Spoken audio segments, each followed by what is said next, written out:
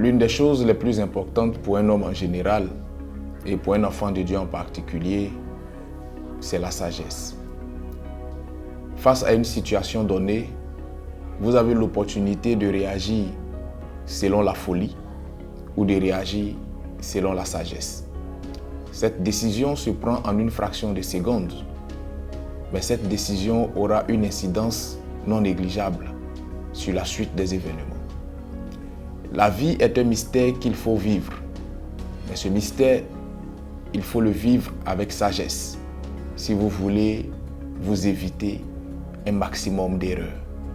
À la lumière de la parole de Dieu et à travers Code de vie, nous allons ensemble décortiquer la sagesse selon la parole de Dieu, la sagesse selon le Seigneur. Mesdames et messieurs, bonsoir chez vous, bienvenue à Code de vie et maintenant nous allons à la parole.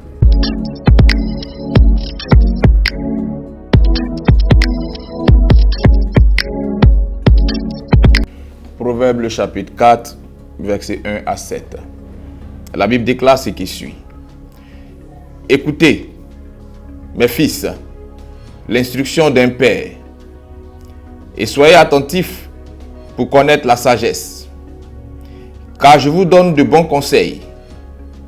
Ne rejetez pas mon enseignement. J'étais un fils pour mon père, un fils tendre et unique auprès de ma mère. Il m'instruisait alors, et il me disait, que ton cœur retienne mes paroles, observe mes préceptes et tu vivras. À qui est la sagesse? À qui est l'intelligence?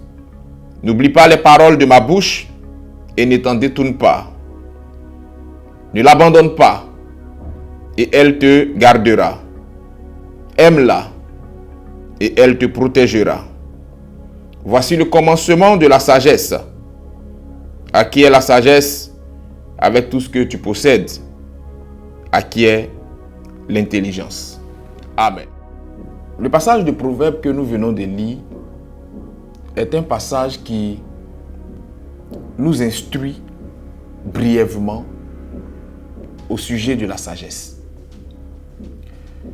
Vous savez, la plupart des échecs de vie, la plupart des déceptions sentimentales, amicales, professionnelles et j'en passe, la plupart de certains problèmes que vous vivez, toutes ces choses-là sont liées quelque part à un manque de sagesse. L'absence de sagesse dans la vie d'un homme peut avoir une incidence dangereuse, voire même fatale, sur sa réussite de vie.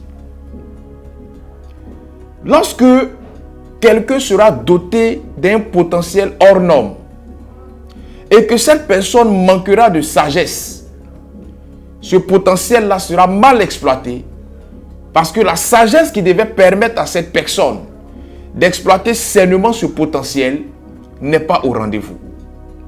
Lorsque quelqu'un aura le pouvoir et que cette personne exercera ce pouvoir sans sagesse, ce pouvoir deviendra dangereux pour cette personne elle-même et pour le peuple que cette personne conduit.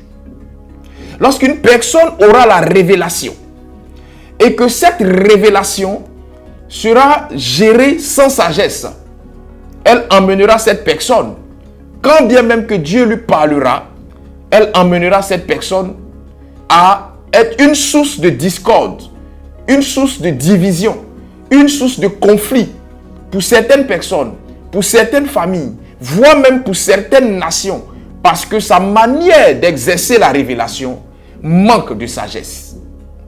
La sagesse n'est pas une question d'âge. La sagesse n'est pas une question de taille.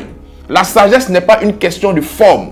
La sagesse n'est pas une question de durée de temps qu'on a passé en un endroit donné. La sagesse est une question de grâce divine, est une question de don de Dieu.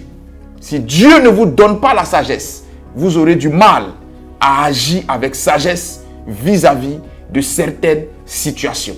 Alléluia. Comprenez bien ceci, s'il vous plaît. L'usage d'une chose, la manifestation d'une chose dans votre vie est intimement lié à la définition ou à la connaissance que vous aurez de cette chose-là. Si vous manifestez la sagesse selon la définition du dictionnaire, elle sera bonne, mais elle ne sera pas meilleure pour vous. Parce que cette sagesse, telle que définie par le dictionnaire, est limitée dans sa définition et dans son fonctionnement. Elle est à la limite même folie, parce que la Bible déclare que la sagesse des hommes est folie pour Dieu et la sagesse de Dieu est folie pour l'homme. C'est la raison pour laquelle je n'irai pas dans la définition de la sagesse selon le dictionnaire. Parce que c'est une sagesse limitée, c'est une sagesse qui parfois peut vous induire en erreur et peut être même source de problèmes pour vous. J'irai plutôt dans la définition de la sagesse selon la Bible.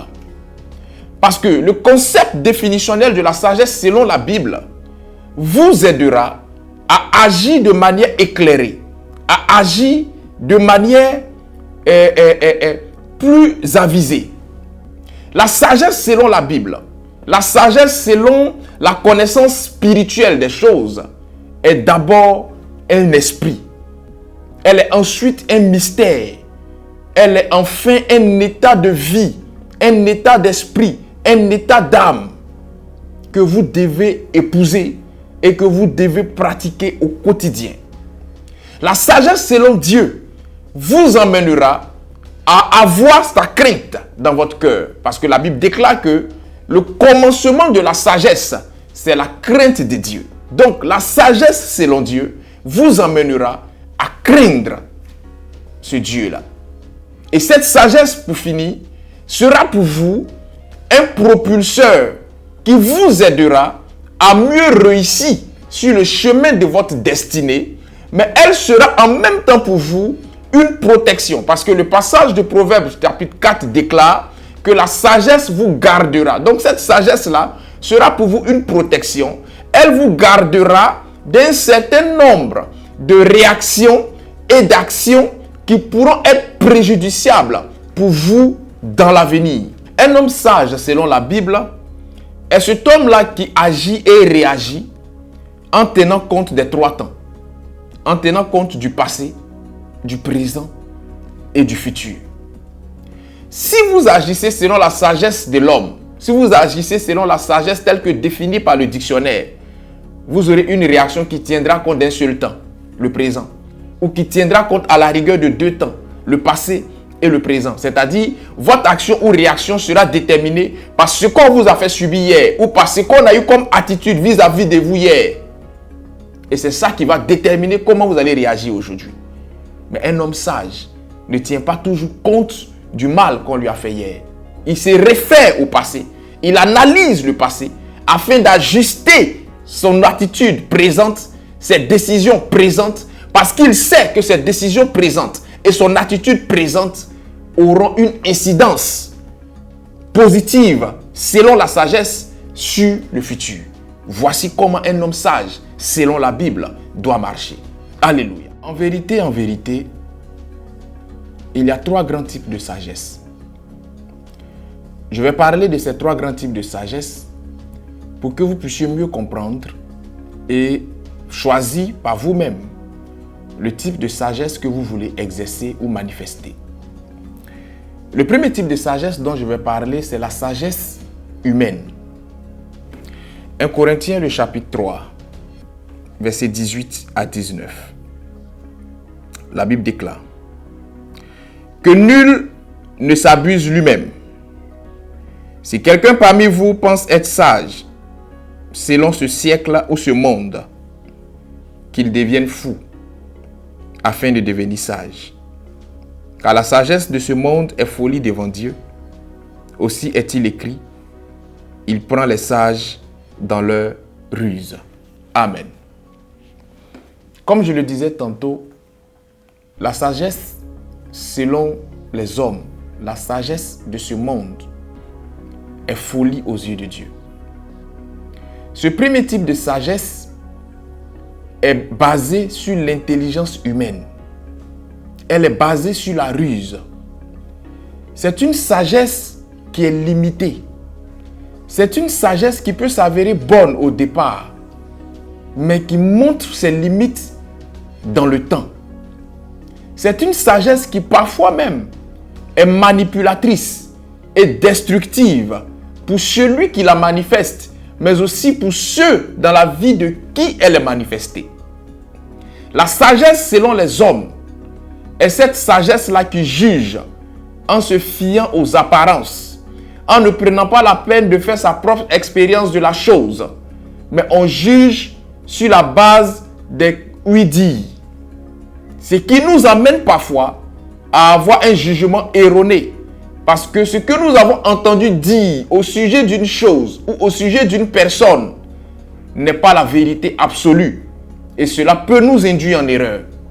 La sagesse selon des hommes est cette sagesse qui nous amène parfois à estimer qu'il est mieux de détruire l'autre en usant de ruses, en usant de choses qui ne sont pas à la gloire de Dieu afin de mieux être vu. C'est une sagesse qui en réalité et en vérité est folie aux yeux du Seigneur et même aux yeux des hommes qui sont clairvoyants et avisés par l'Esprit de Dieu. La sagesse selon les hommes, elle est enfin cette sagesse-là qui vous donne l'apparence de la piété, mais qui vous fait en vérité oublier ce qui en font les principes. Et c'est cette apparence, pardonnez-moi de le dire, que bon nombre de chrétiens manifestent. Je ne pourrais même pas dire cette sagesse que bon nombre de chrétiens manifestent. On est dans une sagesse apparente qui nous amène à porter de grosses robes, je n'ai rien contre cela, à avoir une attitude pieuse, à paraître bon, à paraître aimant, à paraître gentil. Mais lorsque nous rentrons dans la profondeur du cœur de ces personnes, ce sont des personnes foncièrement méchantes, foncièrement hypocrites, foncièrement rancunières, qui n'ont pas la culture de l'amour vrai, parce que ces personnes ont plus misé sur l'apparence, ont plus misé sur un scénario de sagesse qui en vérité n'est pas la sagesse. Cette sagesse selon les hommes est une sagesse qui va vous conduire à votre perte si vous estimez que vous devez rester dans ce faux semblant qui en vérité vous donne d'agir de manière très sournoise et très hypocrite. Je prie que le Seigneur vous en délivre. Alléluia.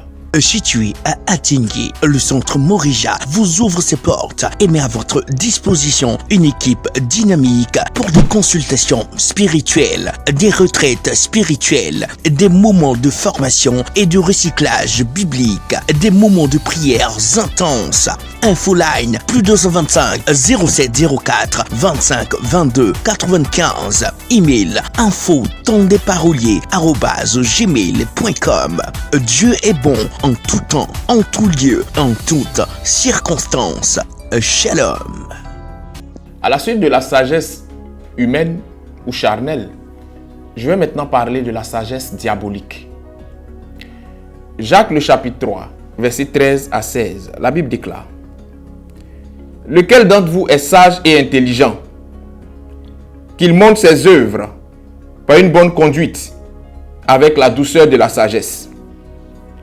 Mais si vous avez dans votre cœur un zèle amer et un esprit de dispute, ne vous glorifiez pas et ne mentez pas contre la vérité.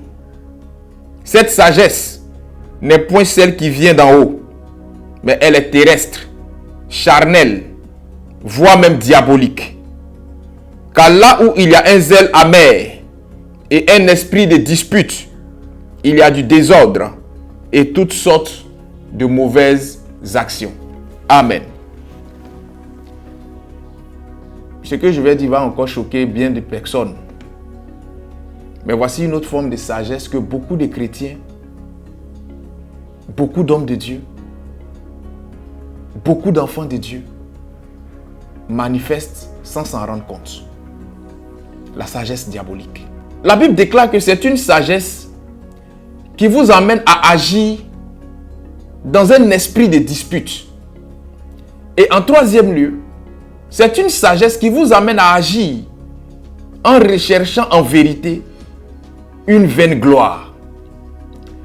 Il y a beaucoup de chrétiens, beaucoup de serviteurs de Dieu qui manifestent cette sagesse sans le savoir. On a un zèle amer quand on pense être un zèle sage selon Dieu. Le zèle amer va vous emmener à voir les autres comme des enfants du diable et à vous voir comme celui-là qui a la vie la plus parfaite et qui est bien placé pour estimer ou pour faire la sélection de qui ira au paradis et de qui ira en enfer. Le zèle amer va vous emmener à condamner la croyance des autres sans même l'avoir pratiquée, sans même connaître les tenants et aboutissants de cette croyance, en un mot, sans avoir une connaissance éclairée et précise au sujet de cette croyance. Le zèle amer va vous emmener à juger les autres dans leur foi spirituelle, dans leur foi religieuse, sans rien savoir de leur foi religieuse. À juger les autres sur la base des actions qu'ils posent, sans même chercher à comprendre. Le zèle amer va faire de vous un juge impitoyable qui sera dépourvu de tout amour fraternel et de tout amour divin. C'est très dangereux. Cette sagesse vous emmènera à chercher également selon la Bible les disputes, parce qu'elle va créer en vous un esprit de dispute. Et c'est en ce moment-là que on va rentrer dans des débats stériles. On va rentrer dans des considérations stériles. Vous savez, j'ai dit souvent que la question de l'appartenance politique, la question sentimentale, la question de l'appartenance religieuse, ces questions-là, il faut éviter d'en faire un débat. Parce que, quels que soient les arguments que vous allez avancer, tant que cette personne est convaincue de son appartenance politique, elle ne va jamais s'aligner sur votre position. Tant que cette personne est convaincue de ses sentiments pour son conjoint ou sa conjointe, elle ne va jamais s'aligner sur votre position, quels que soient les arguments que vous allez développer. Tant que cette personne est convaincue de son appartenance religieuse, elle ne va jamais adhérer à votre position.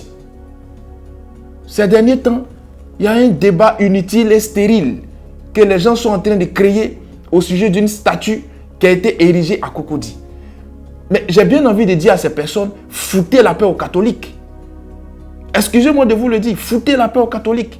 Parce que c'est leur croyance. Vous ne pouvez pas mieux connaître et mieux développer leurs croyances qu'eux-mêmes. Et si vous estimez que vous avez été éclairé par la vérité, laissez-les faire leur expérience de la chose et laissez-les comprendre à un moment donné quelle est la vérité et quelle n'est pas la vérité. C'est très important. Parce qu'en vérité, en spiritualité, il arrive que certaines personnes se perdent avant de se retrouver et il arrive que certaines personnes se retrouvent avant de se perdre. Ne pensez pas que vous avez la connaissance infuse. Ne pensez pas que vous avez la connaissance absolue. Respectez la croyance des autres et pratiquez votre croyance sainement. Cette sagesse vous évitera de manifester la sagesse du diable sans le savoir. En troisième lieu, la Bible déclare que la sagesse du diable vous emmènera à chercher une vaine gloire, à chercher une gloire égoïste. Et voici là encore où on rentre dans certains débats inutiles, on rentre dans certaines considérations inutiles, on estime que c'est nous qui avons la meilleure église, c'est nous qui avons l'enseignement biblique le plus parfait, c'est nous qui avons le pasteur le plus correct. Mes frères, arrêtez ce genre de choses-là.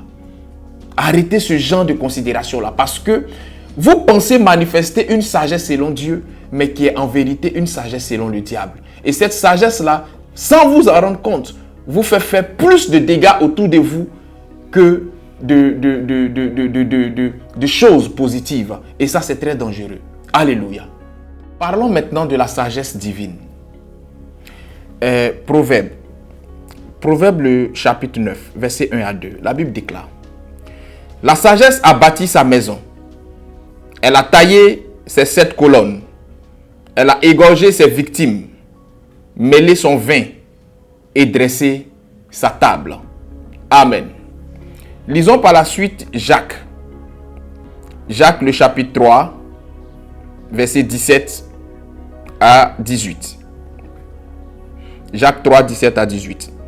La sagesse d'en haut est premièrement pure, ensuite pacifique, modérée, conciliante, pleine de miséricorde et de bons fruits, exempte de duplicité et d'hypocrisie.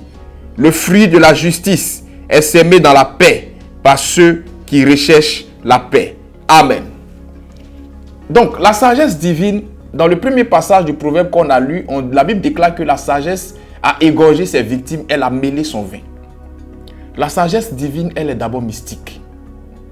Parce que lorsqu'on parle d'égorger une victime, lorsqu'on parle de cette action-là, on fait allusion au sacrifice. Et comme je le dis, et je le répète toujours, pour un enfant de Dieu, le sacrifice humain n'est pas faisable. Mais le sacrifice animal est faisable. Et donc, selon la Bible, celui qui a la sagesse divine doit être premièrement une personne qui veille à prendre toujours ses dispositions spirituelles avant d'engager une action physique. Donc, il dit, dans Proverbe, elle a égorgé ses victimes, mêlé son vin. Et elle a ensuite bâti ses 7 colonnes. Donc, avant toute action physique, celui qui a la sagesse divine pose d'abord ses fondements spirituels avant de poser ses actions physiques. Premièrement, Jacques dit que cette sagesse, elle est conciliante, elle est remplie d'amour, elle est pieuse, elle respecte. Et donc, celui qui a la sagesse divine en lui est une personne qui aura une mystique saine en lui, une mystique éclairée par l'Esprit de Dieu, mais il a aussi, cette personne-là également, sera cette personne qui sera capable de faire montre d'un certain nombre de valeurs, d'un certain nombre de vertus que la parole de Dieu défend. Alléluia. Comprenez que la sagesse divine vous permet de bâtir efficacement de grandes choses. En prenant votre temps, mais en agissant au rythme et selon le temps de Dieu. Vous savez, prendre son temps selon la sagesse divine n'est pas perdre son temps. Prendre son temps selon la sagesse divine, c'est veiller à ce que vous soyez dans le temps du Seigneur. Parce que en vérité, la notion du temps ou la sagesse du temps selon Dieu, ce n'est pas d'agir avant le temps. Ce n'est pas d'agir après le temps. C'est d'agir dans le temps. Et donc, quand vous voyez quelqu'un prendre son temps à attendre le temps de Dieu, cette personne en vérité ne perd pas son temps. Mais elle cherche à être en adéquation avec la volonté du Seigneur. Proverbe 8, 22 dit que Dieu a fait de la sagesse la première de ses créatures, en faisant allusion au Christ. Mais au-delà de cette explication, ce passage est assez révélateur. Pourquoi? Si vous ne mettez pas la sagesse au devant ou en première ligne dans vos entreprises, vous êtes bien parti pour échouer.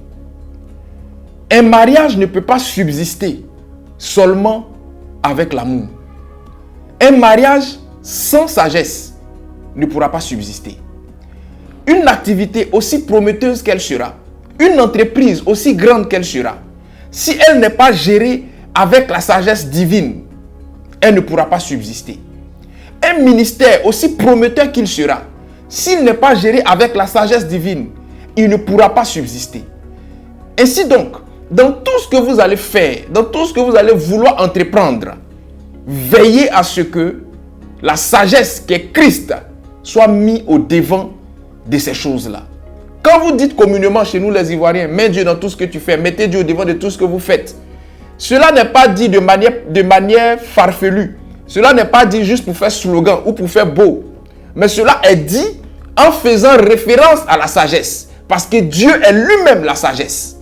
Et donc si vous voulez faire quelque chose, mettez Dieu au devant de cette chose à travers son esprit de sagesse. C'est l'esprit de sagesse du Seigneur qui vous permettra de savoir quand faire la chose, où faire la chose, comment faire la chose. C'est l'esprit de sagesse du Seigneur qui vous permettra de savoir que je ne dois pas me précipiter, je dois attendre. C'est l'esprit de sagesse du Seigneur qui vous permettra de comprendre que je dois d'abord faire un sacrifice, je dois d'abord faire des prières, je dois d'abord faire un jeûne, je dois d'abord prendre des dispositions spirituelles avant que la chose là ne se matérialise du moins sur le plan physique. C'est très très très très important. Même dans le principe de consécration, dans le principe sacerdotal. Vous savez, beaucoup ont pensé que lorsque des pères nous imposent les mains, ou lorsqu'un dévancier nous oint d'huile à travers l'huile qui sort de la corne, beaucoup ont pensé que c'était dans un premier temps pour nous conférer l'onction, ou c'était dans un premier temps pour nous donner ce qu'il fallait comme force, comme puissance pour exercer le ministère. Cela est une vérité, mais cela vient en seconde position. Lorsque on t'impose les mains en tant que serviteur de Dieu, lorsque l'huile sort de la corne pour te oindre en tant que serviteur de Dieu, cela est d'abord dans une optique première de te conférer un esprit de sagesse. C'est la raison pour laquelle je m'avais dit à quelqu'un que l'huile qui sort de la corne ne vient pas d'abord te donner une onction pour que tu sois fougueux et immature. Mais l'huile qui sort de la corne vient pour t'accorder un esprit de sagesse, pour que tu puisses être capable d'exercer le ministère avec une sagesse divine qui t'évitera un grand nombre d'erreurs qui seront fatales pour ton ministère. Alléluia. Lisons ensemble Deutéronome. Deutéronome 34, verset 9. Pour étayer ce que je dis. La Bible déclare: Josué, fils de Nun, était rempli de l'esprit de sagesse, car Moïse avait posé ses mains sur lui. Les enfants d'Israël lui obéirent et se conformaient aux ordres que l'Éternel avait donnés à Moïse. Amen. Vous comprenez? La force d'un ministère, la longévité d'un ministère, la force d'un trône, la longévité d'un trône, ces choses-là ne sont pas liées d'abord à l'onction pour faire tomber les gens. Ces choses-là ne sont pas liées d'abord à l'onction pour être trop voyant. Ces choses-là ne sont pas liées d'abord à l'onction pour porter des costumes très serrés et des paires de souliers très longues. Ces choses-là sont liées à la sagesse. Si votre ministère n'est pas assis sur la sagesse, si votre trône n'est pas assis sur la sagesse, la longévité ne sera pas votre partage. Alléluia. Vous savez, les Saintes Écritures déclarent que Dieu parle tantôt d'une manière, tantôt d'une autre. Et l'on y prend garde. Celui qui est sage comprend la profondeur de ce passage. Dieu peut vous parler à travers la situation d'un voisin. Dieu peut vous parler à travers la situation même d'une personne inconnue ou d'une personne connue. C'est en ce sens qu'on vous dira, selon la sagesse divine, que tout ce qui se passe autour de vous doit être une leçon de sagesse pour vous. Et quand vous lisez même la Bible, au-delà des hommes par lesquels Dieu peut passer pour donner une leçon de sagesse à ses enfants, Dieu se sert aussi des animaux pour nous donner une leçon de sagesse. Proverbe, le chapitre 30, à partir du verset 24 à 30, que nous allons lire, vous allez voir un certain nombre de choses. Je vais lire ce passage pas à pas et je vais l'expliquer également de la même manière pour que vous puissiez mieux comprendre certaines choses. Il y a sur la terre 4 animaux petits et cependant des plus sages. Les fourmis, peuple sans force, qui préparent en été leur nourriture. Alors, la sagesse que Dieu vous donnera à travers les animaux, ou la leçon de sagesse que Dieu vous véhiculera à travers les animaux, fera jouer premièrement la fourmi. La Bible déclare que la fourmi est un peuple sans force, mais qui prépare sa nourriture en sa saison. La sagesse de la fourmi doit vous amener premièrement à être conscient de vos forces et de vos faiblesses, à être conscient de vos défauts et de vos qualités. Il y a certaines personnes qui donnent souvent l'impression d'être sans défaut. Nul ne vit sans défaut. Il y a des personnes qui donnent souvent l'impression de n'avoir que des qualités, c'est-à-dire qu'elles ont l'art de trouver les défauts chez les autres, mais jamais chez elles. C'est un manque de sagesse qui vous induira toujours en erreur, parce que vous refusez de voir vos défauts, de voir vos imperfections en face. Quand vous vous regardez dans le miroir, acceptez de voir les bons côtés de votre corps et acceptez de voir les mauvais côtés de votre corps. Il en est de même pour le comportement. quand vous vous regardez et que vous faites une analyse de votre personne, acceptez de voir vos défauts et acceptez de voir vos qualités. Cela vous aidera à mieux combattre, à mieux marcher dans ce monde et à mieux vous comporter dans la société. La Bible déclare que la fourmi peuple sans force, c'est-à-dire qu'elle est consciente même de sa force. Et elle est consciente surtout de sa faiblesse, parce que la Bible met l'accent sur sa faiblesse. Soyez conscient de vos forces, mais soyez encore plus conscient de vos faiblesses. C'est une sagesse que beaucoup n'ont pas. Et la Bible va plus loin pour dire que cette fourmi-là est capable maintenant de préparer sa nourriture en sa saison. La sagesse de la fourmi, au-delà du fait qu'elle vous rende capable de connaître vos forces et vos faiblesses, vos qualités ou vos défauts, cette sagesse-là vous rendra capable d'être prévoyant, vous rendra capable de planifier les choses à l'avance, d'anticiper. Parce que dans cette vie, si vous voulez réussir, ayez une capacité d'anticipation à toute épreuve. Il y a beaucoup de situations que vous avez vécues négativement. Il y a beaucoup de surprises désagréables, des trahisons, des déceptions que vous avez essuyées parce que vous n'avez pas eu la capacité d'anticipation de la fourmi. Un homme, un leader, une personne de haute naissance, quelqu'un qui a une grande étoile, qui est appelé à réussir sur cette terre, si cette personne n'a pas une capacité d'anticipation, elle se fera toujours surprendre et cela lui sera fatal. Alléluia. La fourmi, selon la Bible, elle n'a pas de chef, mais elle est disciplinée. Vous savez, soyez capable d'avoir une discipline qui ne soit pas liée au fait que quelqu'un soit établi sur vous. Soyez capable d'avoir une motivation qui ne soit pas liée au fait que des gens vous donnent des paroles d'encouragement. Si vous avez une discipline qui dépend des autres et une motivation qui dépend des autres, vous aurez des problèmes. Pourquoi dans la sagesse de la fourmi, la Bible met plus l'accent sur la faiblesse de la fourmi plutôt que sur ses qualités? La Bible déclare la fourmi peuple sans force. Parce que la faiblesse de la fourmi est pour elle une source de discipline. La faiblesse de la fourmi est pour elle une source de motivation. Ta faiblesse, tes imperfections doivent être pour toi une source de discipline et de motivation plutôt qu'une source de plainte à n'en point finir.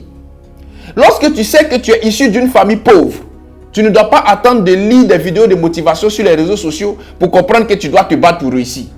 Lorsque tu es issu d'une famille où on n'a même pas réussi à sortir une maison de terre, tu n'as pas besoin que quelqu'un vienne te dire chaque matin, lève-toi, bats-toi. Toi-même, ça doit te parler et te faire comprendre que je dois me battre afin de réussir.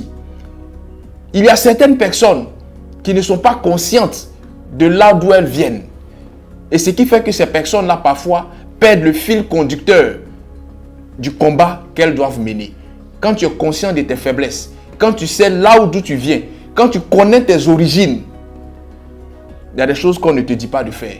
Toi-même, tu prends la décision de faire ces choses parce que tu n'as pas envie de vivre ce que tu as vécu hier et tu ne veux pas par-dessus tout que tes enfants vivent ce que tu as vécu hier. La discipline dans la vie d'un homme, la sagesse de la fourmi dans la vie d'un homme lui enseignera la discipline à 3 niveaux. La discipline spirituelle, la discipline financière et la discipline sexuelle. Si vous n'êtes pas discipliné à ces 3 niveaux, vous aurez des problèmes que vous aurez du mal à résoudre. Alléluia. Toujours en Proverbe le chapitre 30, plus précisément au verset 26, la Bible nous donne le second animal à travers qui le Seigneur nous enseigne la sagesse. La Bible déclare ce qui suit. Les damans, peuple sans puissance, placent leur demeure dans les rochers. Amen. Alors, la sagesse des damans va vous amener à rechercher la sécurité spirituelle, bien que ayant la sécurité physique, parce que la Bible assimile Christ au rocher de notre salut. Et donc, même quand vous aurez la sécurité physique, même quand vous aurez tous les éléments apparents qui vous indiqueront que vous êtes en sécurité, que vos activités sont en sécurité, que vos finances sont en sécurité, vous devez par-dessus tout, et je dirais même vous devez premièrement rechercher la sécurité spirituelle. Vous devez premièrement faire de l'Éternel Dieu des armées le rocher de votre salut, votre refuge, votre rempart, votre source de sécurité première. Parce que en vérité, une sécurité physique, aussi performante qu'elle soit, si elle n'est pas soutenue par une sécurité spirituelle, est inutile. Il faut d'abord que la sécurité soit spirituelle avant qu'elle ne soit physique. C'est en cela que vous aurez une sécurité à toute épreuve. Je prie que la sagesse du Daman vous anime et que cette sagesse-là vous amène à ne pas toujours vous réfugier en des éléments physiques qui vous permettront de vous rassurer que tout va bien, mais que cette sagesse-là vous amène à d'abord vous réfugier dans le Seigneur, dans sa parole, dans ses principes, afin de vous assurer que vous êtes quelque part en lieu sûr. Alléluia. Chaque changement de niveau dans la vie dépend de la qualité d'information et des secrets que nous recevons. Voici venu le temps de changement que vous avez rêvé depuis longtemps. L'église Temps des Paroliers, avec son leader, le docteur Yazi, vous invite spécialement à des temps uniques de rencontre avec l'Éternel. Programme du dimanche au jeudi. Suivez vos dévotions matinales de 5h à 6h pour mieux démarrer la journée. Tous les vendredis de 21h à 22h. Côte de vie, moment d'enseignement biblique, d'édification et de transformation. Le tout en direct sur la page Facebook Temps des Paroliers. Pour toutes vos retraites spirituelles, l'église Temps des Paroliers organise en présentiel des retraites spirituelles dans son camp dénommé Morija, sur un site paradisiaque à Atingué, à 11 km d'Abidjan, pour des temps de prière, de prophétie, de miracles, de délivrance et de déblocage de tout type. Plus d'informations 07 04 25 22 95, 07 05 82 22 34, 01 43 45 00 40. Dieu est bon en tout temps. Troisièmement, Proverbe 30, verset 27, la Bible déclare: les sauterelles n'ont point de roi, et elles sortent toutes par division. Amen. La sagesse de la sauterelle vous enseignera le principe de l'organisation et du respect de la hiérarchie, quand même il manquera un chef à la tête de votre division ou à la tête de votre groupe. Vous savez, il y a certaines personnes qui n'ont pas la notion de l'organisation et du respect de la hiérarchie en l'absence d'un chef ou quand il manque un chef. Parce que ces personnes-là se sentent toujours obligées d'écraser les autres ou se sentent toujours obligées de se jouer les chefs ou les patrons même quand on ne les a pas établis officiellement. La sagesse de la sauterelle doit pouvoir vous emmener à ne pas toujours vouloir vous jouer les chefs sur les autres, mais à respecter la position de chacun, y compris vous-même votre position, sans toutefois écraser les autres. Alléluia. Quatrièmement, Proverbe 30, verset 28. Le lézard saisit avec les mains et se trouve dans les palais des rois. Amen. La sagesse du lézard va vous enseigner l'audace. Elle vous enseignera la capacité à prendre des risques, la capacité à se montrer entreprenant, à prendre des décisions courageuses qui vous conduiront dans des sphères élevées à un moment donné de votre vie. Vous savez, être sage, ce n'est pas s'asseoir et attendre que les lignes bougent d'elles-mêmes. Parfois, être sage, c'est savoir prendre des décisions. C'est savoir quitter sa zone de confort, même quand on ne voit rien de rassurant ou de prometteur à l'horizon, et se lancer parce que, au-delà du fait qu'on ne voit rien, on a cette conviction intérieure que si on se lance, quelque chose peut se produire positivement pour nous. La sagesse du lézard va vous emmener à accepter de commencer au bas de l'échelle. La Bible déclare que le lézard saisi par les mains se retrouve dans le palais des rois. Donc, il a cette dimension où, dans la sagesse du lézard, vous serez serviteur. Et parce que vous avez été un bon serviteur, parce que vous aurez été un fidèle et loyal serviteur, vous finirez par être établi dans la sphère royale. Parce que, apprenant au bas de l'échelle, vous avez eu le temps d'engranger le maximum de connaissances, le maximum de relations, le maximum de connexions qui vous permettra, ce maximum de choses-là, d'aller dans la sphère élevée. Parfois, quand les enfants de Dieu parlent de l'élévation, on a le sentiment que l'élévation, ça part de 0 à 100. Non, l'élévation, c'est un artisanat. L'élévation, ça suit les étapes. On commence sur 0, on va sur 1, sur 2, jusqu'à ce qu'on atteigne un niveau. Il n'y a pas d'élévation parachutée. Il y a l'élévation selon Dieu. Elle suit des étapes. Elle obéit à des principes. Et la sagesse du lézard va vous apprendre que cette élévation exigera de vous à un moment donné l'humilité et exigera de vous à un autre moment la prise de décision, la prise de risque afin de rentrer dans ce que le Seigneur vous a réservé. Quand bien même qu'on vous promettra ou on vous prophétisera un avenir glorieux par le Seigneur, si vous n'êtes pas capable de prendre certains risques, si vous n'êtes pas capable à un moment donné d'apprendre au pied de quelqu'un et de prendre certains risques à un certain niveau de la vie, vous ne verrez rien se produire dans votre vie. Quelle que soit la vie de prière que vous aurez, quelle que soit la vie de consécration que vous aurez, un temps arrivera où vous allez devoir prendre des risques. Et ça, c'est très important. Alléluia. Alors, je vais terminer en vous parlant de la sagesse d'un dernier animal, la sagesse du serpent. Proverbe le chapitre 30, à partir du verset 18 à 19. La Bible déclare: il y a 4 choses qui sont au-dessus de ma portée, même 4 que je ne puis comprendre. La trace de l'aigle dans les cieux, la trace du serpent sur le rocher, la trace du navire au milieu de la mer et la trace de l'homme chez la jeune femme. Amen. La sagesse du serpent va vous enseigner l'art de la discrétion. C'est cette sagesse-là qui vous fera comprendre que tout ne doit pas être vu, tout ne doit pas être su et tout ne doit pas se faire au su et au vu de tout le monde. Vous savez, un homme spirituel a 3 vies.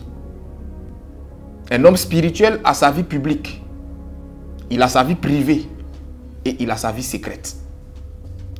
La sagesse du serpent va vous emmener à dissocier ces 3 vies-là. Dans votre vie, ayez votre vie publique, ayez votre vie privée et ayez votre vie secrète. Il y a des choses de vous que tout le monde ne doit pas savoir et que tout le monde ne doit pas voir. Ce n'est pas tous les pagnes qu'on met au soleil. Ce ne sont pas toutes les situations dont on parle en frappant le tam-tam parleur. Il faut que vous soyez capable, à un moment donné de votre vie, de vivre caché, de faire vos projets dans la discrétion, de les développer dans la discrétion, de les exécuter dans la discrétion et de laisser la réussite faire le bruit pour vous. Sinon, vous n'arriverez à rien. Parce que tout ce que vous allez faire, qui sera précédé par un tapage, aboutira difficilement. Donc, premièrement, la sagesse du serpent vous enseignera l'art de la discrétion. Secondo, la sagesse du serpent vous enseignera la capacité à faire sa mue, à changer de peau, à changer d'attitude face à un certain nombre de situations et face à un certain nombre d'objectifs de vie que vous vous serez fixés. Parce que quand vous regardez la configuration du serpent, un moment arrive où le serpent fait sa mue. Un homme, un être spirituel, ne doit pas être le même indéfiniment. Il y a des objectifs de vie que vous allez vous fixer qui exigeront que vous changez le comportement que vous avez aujourd'hui pour un comportement bien meilleur. Il y a des objectifs que vous allez vous fixer qui exigeront que vous soyez un peu plus offensif que vous l'êtes actuellement. Donc si vous ne savez pas faire votre mue, vous aurez du mal à atteindre ces objectifs-là. La sagesse du serpent vous enseignera que toutes les portes ne s'ouvrent pas parce que vous priez beaucoup. Elle vous enseignera que toutes les portes ne s'ouvrent pas parce que vous avez beaucoup jeûné. Cette sagesse vous enseignera que certaines portes s'ouvriront au-devant de vous parce que vous avez su faire votre mue. Vous avez su vous adapter sur le plan du comportement à certaines réalités. Il y a des gens qui avaient toutes les compétences requises pour un boulot, qui avaient la qualification qu'il fallait pour un boulot, mais qui n'ont pas su faire leur mue, changer ce côté coléreux ou colérique qu'ils avaient en un côté doux. Ça leur a été préjudiciable. Il y a des gens qui avaient la beauté qu'il fallait, mais qui n'ont pas su faire leur mue pour changer ce petit côté où eux ne voient pas quelque chose pour se taire. Parce qu'on a estimé que moi je suis comme ça, c'est que je vois, je dis. Ça leur a porté préjudice. La sagesse du serpent va vous apprendre à savoir vous séparer de certaines choses pour endosser des choses bien meilleures qui correspondent aux objectifs ou aux réalités qui sont face à vous. Alléluia. Troisième et dernièrement, la sagesse du serpent va vous enseigner la stratégie. Vous savez, toute élévation de qualité, toute élévation durable prend appui sur une stratégie claire. C'est bien beau de prier. J'encourage cela. C'est bon de jeûner. Je vous exhorte à cela. Mais quelle est la stratégie éclairée par l'Esprit de Dieu que vous avez pour votre vie sur le chemin de votre destinée? Quelle est la stratégie éclairée par l'Esprit de Dieu que vous avez pour vos études, que vous avez pour vos enfants, que vous avez pour votre entreprise, que vous avez même pour votre ministère? La Bible déclare que le serpent pique le cavalier et le cheval tombe à la renverse. Comment ce serpent-là fait pour piquer le cheval au point de l'emmener à s'écrouler? C'est toute une stratégie. Si vous n'avez pas de stratégie, vous n'arriverez jamais à bout des obstacles les plus élevés qui se présenteront à vous. C'est très facile de dire David contre Goliath, au nom de Jésus on va y arriver. Mais même David, lisez attentivement l'histoire. Pour combattre Goliath et pour battre Goliath, David a établi une stratégie éclairée par l'Esprit de Dieu. Ne vivez pas sans stratégie. Priez pour que Dieu, dans son infinie bonté, vous anime de cette sagesse du serpent qui vous aidera à avoir une stratégie claire qui vous permettra de réussir votre vie. Même sur le plan financier, vous devez avoir une stratégie financière. Des chrétiens qui vivent sans plan financier, sans stratégie financière, on vit comme ça. Et on va se consoler avec le verset qui dit « À chaque jour suffit la peine. Si Dieu prend soin des oiseaux du ciel, à plus forte raison nous les oiseaux. Tu es Kotokoli ou bien tu es qui ?» Il faut avoir une stratégie. Ça va t'aider. Je prie que le Seigneur nous aide à être sages. Que le Seigneur nous donne la bonne compréhension des choses. Et que cette sagesse-là vous anime dans vos entreprises, dans votre vie de couple, dans votre vie de tous les jours. Que cette sagesse soit votre bouclier. Que le Seigneur nous bénisse et que sa grâce soit sur nous. Shalom chez nous.